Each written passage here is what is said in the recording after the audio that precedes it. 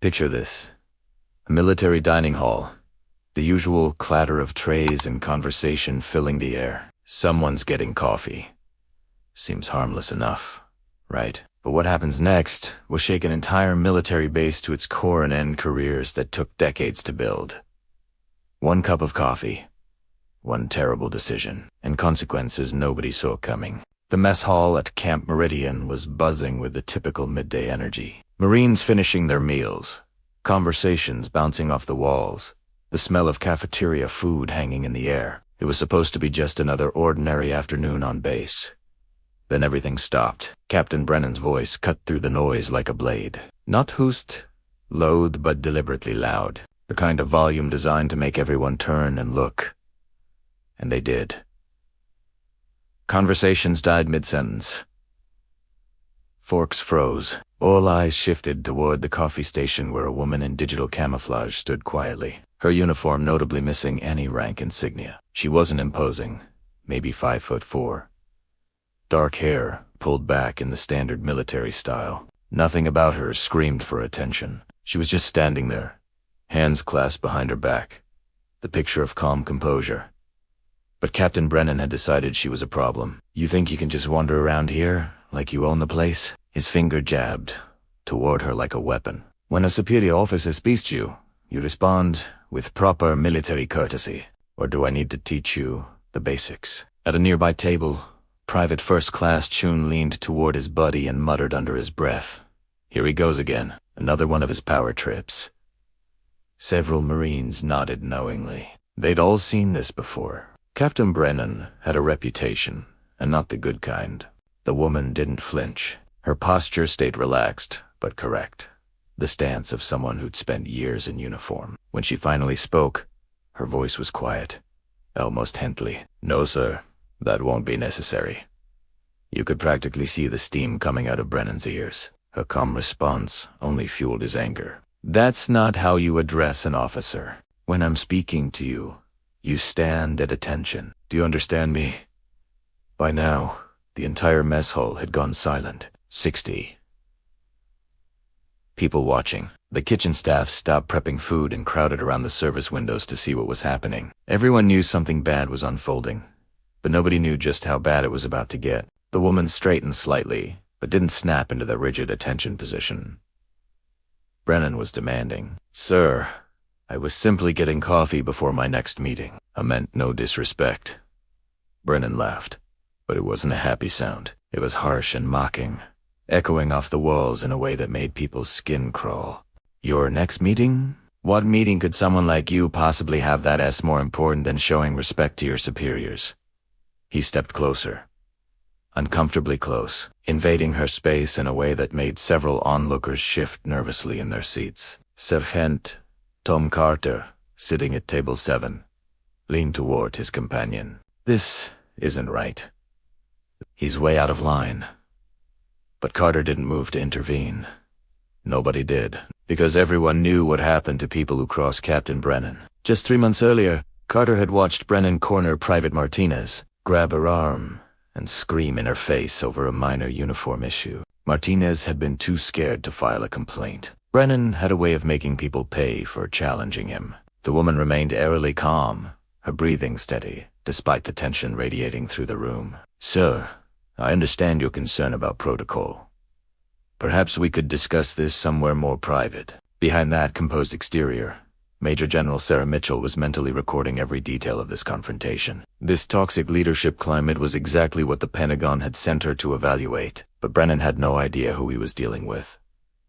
Her suggestion only made things worse. Brennan's face flushed, dark red. Don't you dare tell me how to handle military discipline? You clearly need a lesson in respect, and everyone here needs to see what happens when authority gets challenged. His hand moved toward her shoulder. Multiple people would later say they saw it coming, but couldn't believe it was actually happening. Then it happened. Captain Brennan's hand struck the woman across the face with shocking force. The sound of the impact cracked through the silent mess hall like a gunshot. Her head snapped to the side from the blow. Nobody breathed.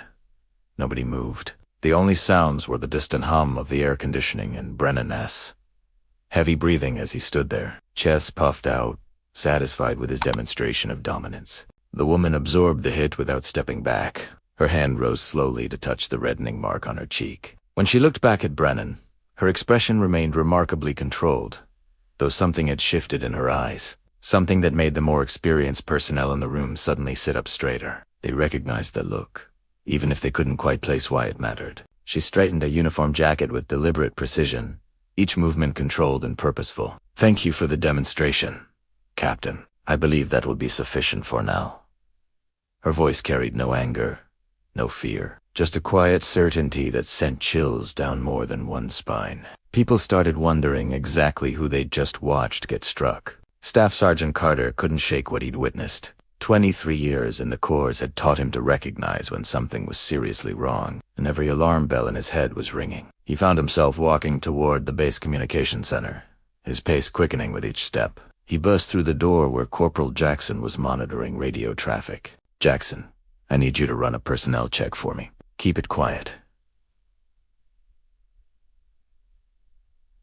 Carter described the woman as precisely as he could. Jackson frowned as he typed, his expression growing more concerned with each passing second.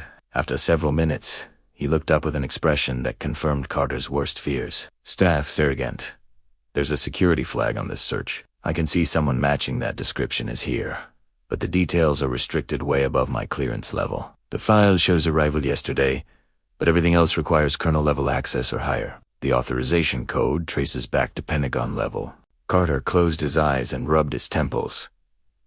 In 23 years, he'd learned that security flags meant one of two things. The person was either very important or very dangerous. Sometimes both. Either way, Captain Brennan had just made what might be a career-ending mistake. Maybe worse. "Log it," Carter decided. "Note that we were responding to a potential security concern involving unauthorized physical contact with a restricted visitor." Across the base, Colonel Richard Hayes stared at the classified file on his computer screen, his face growing paler with each line he read. The photograph matched perfectly with the woman captured on security cameras being struck by Brennan in the mess hall.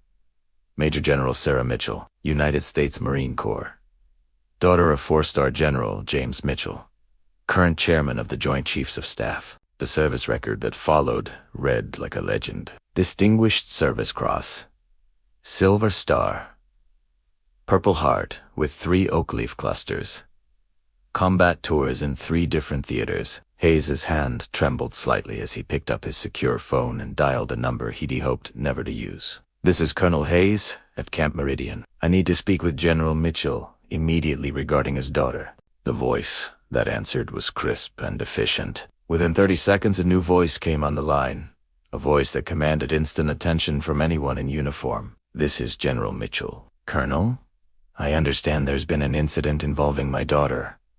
Hayes closed his eyes and delivered the report that would end careers and potentially close his base. "Sir, approximately 1 hour ago, Captain Marcus Brennan of Bravo Company physically struck Major General Mitchell.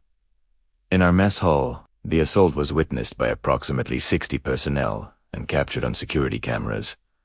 The silence on the other end lasted so long that Hayes wondered if the connection had been lost. When General Mitchell finally spoke, his voice was controlled, but carried an undertone that made Hayes grateful they weren't face to face. "Preserve all evidence. Colonel, a team is already being assembled." Carter was summoned to Hayes's office within the hour, as he recounted the incident precisely, from Brennan's initial confrontation to the moment he struck the woman. He watched the colonel's expression grow increasingly grim. When Carter finished, Hayes nodded slowly. "Staff Sergeant, I need you to understand that what you witnessed was an assault on a major general. Not just any major general, but Major General Sarah Mitchell, daughter of the chairman of the Joint Chiefs of Staff." Carter felt his knees nearly buckle. "Sir, I knew something was wrong when I saw her reaction to being hit. She took it like someone who knew exactly what was going to happen next." He paused, then added quietly, "Sir, I should have reported him months ago when I saw him corner Private Martinez. If I had, maybe this wouldn't have happened." Hayes stood and walked to his window, looking out across the base that would likely be under federal investigation within hours. "Staff Sergeant, I'm placing you in charge of securing all personnel who witnessed the incident. No one leaves the base until they've even interviewed by the investigators who are already en route. 3 helicopters appeared on the horizon within 4 hours. Lieutenant General David Brooks emerged first, followed by 2 other generals, their bearing making it crystal clear that Camp Meridian was now the center of a federal investigation. Captain Brennan, meanwhile, remained in his quarters, writing his version of the incident, completely unaware that his military career had just ended and his freedom was about to be taken away. The second day brought federal prosecutors to Camp Meridian. Assistant United States Attorney Sarah Henderson arrived with a team of investigators, signaling that the incident had transcended military jurisdiction and entered the realm of federal criminal law. Lieutenant General Brooks briefed the federal team in the base conference room. "We have crystal clear video evidence of the assault," Henderson stated as she reviewed the security footage. "Combined with witness testimony and the victim's status as a general officer conducting official Pentagon business, this is one of the strongest cases I've seen for federal prosecution of military personnel." Captain Brennan was summoned to Colonel Hayes' office, still believing he would be commended for maintaining proper military standards. He walked across the base with confidence, having spent the afternoon convincing himself that his superiors would support his decision. "Sir, Captain Marcus Brennan, reporting as ordered," he announced, standing at attention. Hayes looked up from a stack of papers, his expression carefully neutral. "Captain Brennan, please describe for me exactly what occurred in the mess hall yesterday." Brennan began his account with obvious pride, explaining how he'd observed someone displaying improper military courtesy and deemed it necessary to provide immediate physical discipline to maintain standards. "Captain, did you make any attempt to verify this person's identity before taking physical action?" "Hylas Haskett." Brennan seemed confused by the question. "Sir, she was clearly a junior enlisted person, no visible rank insignia, and her failure to show proper respect confirmed her status. I saw no need for further verification."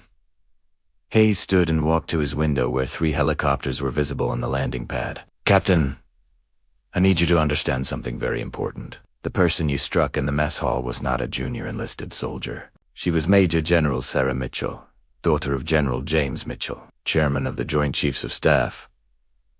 The color drained from Brennan's face so quickly that Hayes thought he might collapse. The captain's mouth opened and closed several times without producing any sound. "Sir, that's impossible. She had no rank insignia.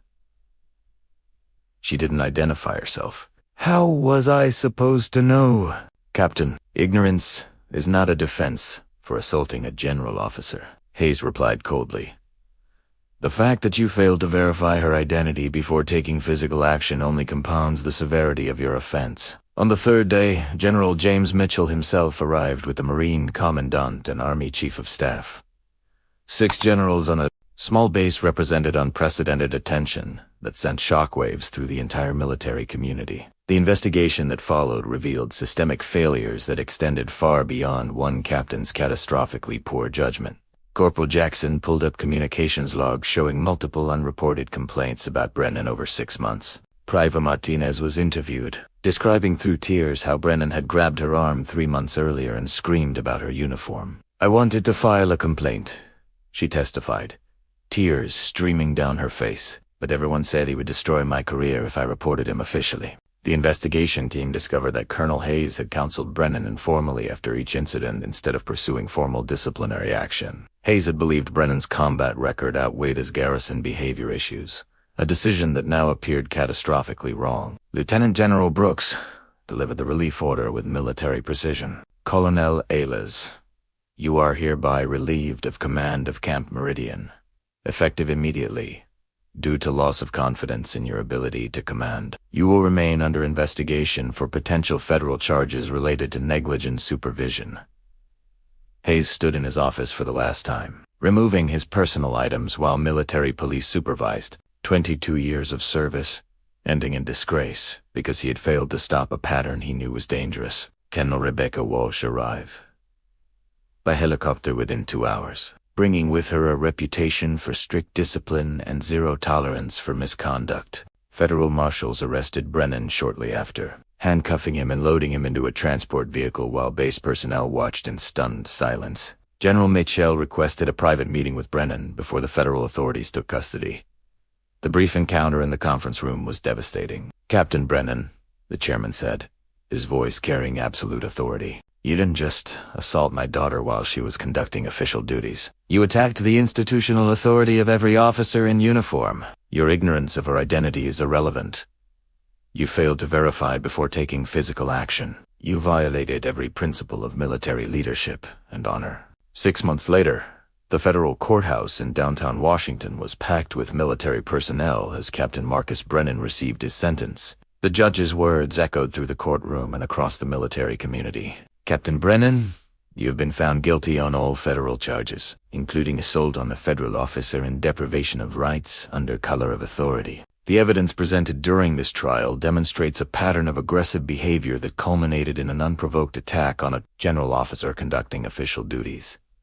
The sentence was severe but expected: 8 years in federal prison, followed by 3 years supervised release. Brennan would also face a military court-martial upon completion of his federal sentence, ensuring his dismissal from service would be permanent with loss of all benefits. Lieutenant General Sarah Mitchell sat in the courtroom gallery, recently promoted for her professional handling of the investigation. Her presence served as a reminder of the institutional authority that had been attacked. Her testimony during the trial had been devastating in its precision, describing not just the assault but the broader implications for military discipline and command respect. Colonel Hayes received 2 years in federal prison for criminal negligence and failure to maintain proper command oversight. His military pension was forfeited, and he was barred from federal employment for life. At Camp Meridian, the transformation was complete and permanent. Colonel Walsh had implemented reforms that became the standard across all military installations. Anonymous reporting systems identified dozens of potential cases early,